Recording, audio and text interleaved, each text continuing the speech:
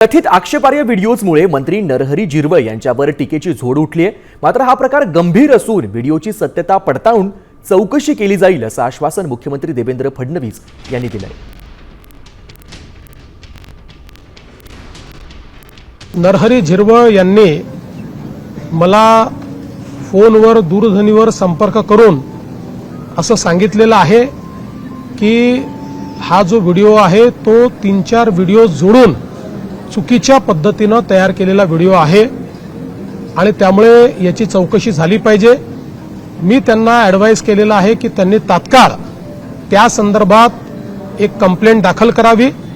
या व्हिडिओची शहानिशा ही करण्यात येईल आणि एकूणच जी काही इमर्जिंग परिस्थिती आहे त्या परिस्थितीवर त्याची सत्यता काय आहे ती पडताळून या ठिकाणी त्यांच्या पक्षाच्या नेत्या सुनेत्राताई पवार आणि आम्ही मिळून योग्य निर्णय करू।